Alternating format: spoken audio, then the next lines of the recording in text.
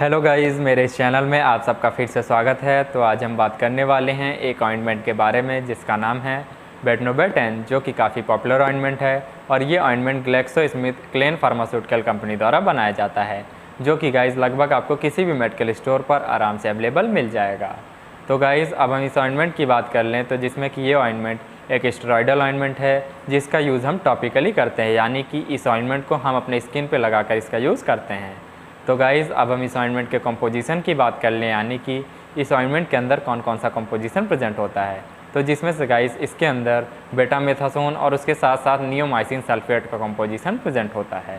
तो गाइज़ अगर आप सब मेरे इस चैनल पर नए हैं तो लाइक और सब्सक्राइब ज़रूर करिएगा और बेल आइकन को भी ज़रूर प्रेस करिएगा ताकि मेरे वीडियो की सबसे पहले नोटिफिकेशन आप सबके पास पहुँच सके। तो गाइज़ अब हम स्टार्ट करते हैं।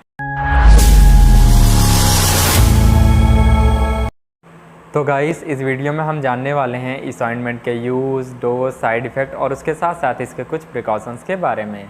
तो जिसमें से गाइस इस ऑइंटमेंट के यूज़ की बात कर लें तो इसका यूज़ कई प्रकार के होने वाले बैक्टीरिया के इन्फेक्शन को ठीक करने के लिए इसका यूज़ किया जाता है। जैसे कि अगर आपको डर्मेटाइटिस हो गया है, यानी कि अगर आपकी स्किन में रेडनेस, स्वेलिंग या फिर रीचिंग हो रही है, उस कंडीशन में आप इस ऑइंटमेंट का यूज़ कर सकते हैं। उसके साथ साथ अगर आपको टिन या पेडिस की प्रॉब्लम हो गई है, यानी कि अगर आपके पैर के नीचे सड़न या फिर चमड़ा छोड़ रहा है, उसमें भी आप इस ऑइंटमेंट का यूज़ कर सकते हैं। उसके साथ साथ अगर इंसेक्ट बाइट, यानी कि अगर आपको कोई कीड़ा काट लिया हो या फिर कोई कीड़ा दब गया हो, उस कंडीशन में भी गाइस आप इस ऑइंटमेंट का यूज़ कर सकते हैं। उसके साथ साथ हीट रैसेस, यानी कि अगर आपके बाजुओं के बीच में या फिर जांघों के बीच में गर्मी की वजह से छोटे छोटे दाने हो गए हैं या फिर रेडनेस हो गई है, उसमें भी आप इस ऑइंटमेंट का यूज़ कर सकते हैं। और लास्ट वाले यूज़ की बात कर ले गाइस, तो जिसमें कि इस ऑइंटमेंट का यूज़ कई प्रकार के होने वाले स्किन के एलर्जी को ठीक करने के लिए भी इसका यूज़ किया जाता है। और अब हम गाइस चलते हैं इस ऑइंटमेंट के डोज के बारे में जानने के लिए, यानी कि इस ऑइंटमेंट को आपको कब, कैसे और कितने डोज में लेना चाहिए।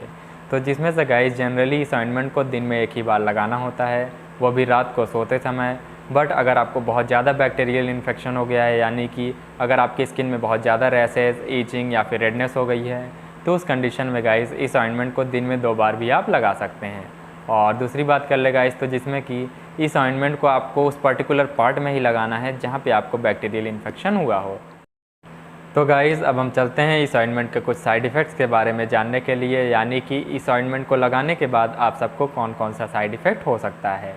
तो जिसमें से गाइज़ वैसे तो ये काफ़ी सेफ़ मानी जाती है, बट कभी कभी कुछ कॉमन साइड इफ़ेक्ट्स आप सबको हो सकते हैं। जैसे कि इस क्रीम को अगर आप लंबे समय तक लगाते हैं तो ये क्रीम आपके उस पर्टिकुलर पार्ट को काफ़ी थिन, यानी कि उस स्किन को काफ़ी पतला कर देती है। और दूसरी वाली बात कर लें तो जिसमें कि बर्निंग सेंसेशन, यानी कि आप सबको जलन का एहसास भी हो सकता है। उसके साथ साथ रेडनेस इन स्किन, यानी कि उस पर्टिकुलर पार्ट में आपको रेडनेस यानी कि लालपन भी हो सकता है। उसके साथ साथ ईचिंग, यानी कि आप सबको खजलाहट भी हो सकती है। तो गाइज़ यही सारे साइड इफ़ेक्ट इस क्रीम को लगाने के बाद आप सबको हो सकते हैं।